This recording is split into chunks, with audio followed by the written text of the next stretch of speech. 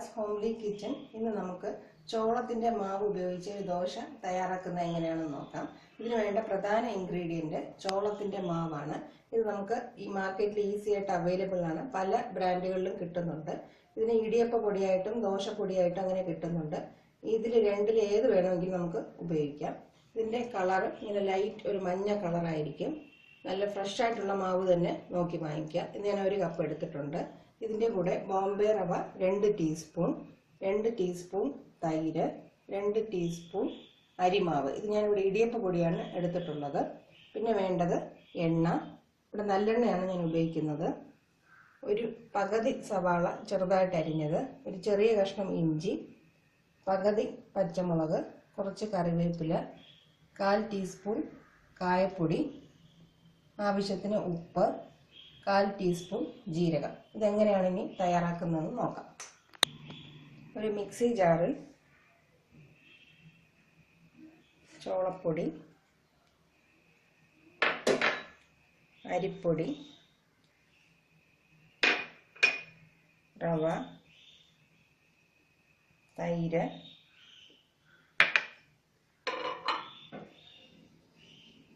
ജീരകം, ഉപ്പ്,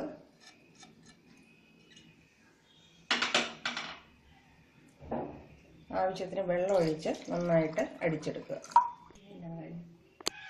ഇനി നമുക്കിതൊരു ബൗളിലേക്ക് മാറ്റാം.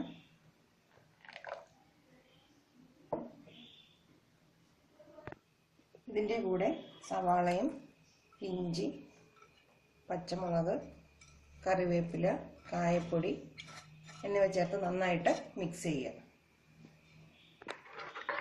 അരച്ചു വെച്ച മാവ് ഒരു 5 മിനിറ്റത്തേക്ക് റെസ്റ്റ് ചെയ്യാനായിട്ട് അനുവദിക്കുക. അതിനുശേഷം മാവിൽ ഒരു 1/2 സ്പൂൺ നല്ലെണ്ണ ഒഴിച്ചു കൊടുക്കുക.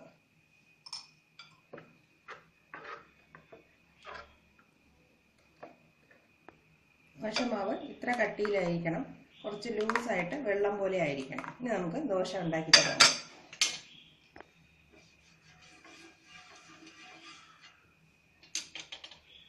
വളരെ കനം കുറച്ച് ചെറുതായിട്ട് പരത്തുക.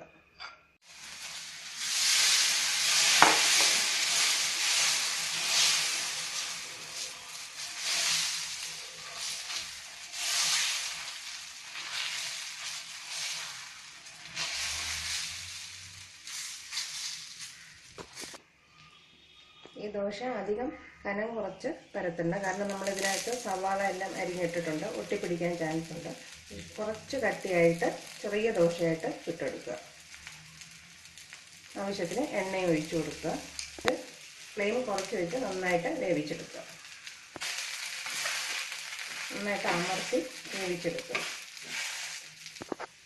ദോശ നന്നായിട്ട് വെന്ത് കഴിയുമ്പോൾ ഒരു വിളമ്പുന്ന പാത്രത്തിലേക്ക് മാറ്റാം. ഇതിൻ്റെ കൂടെ ചമ്മന്തി, സാമ്പാർ എന്ത് വേണമെങ്കിലും കൂട്ടി കഴിക്കാം.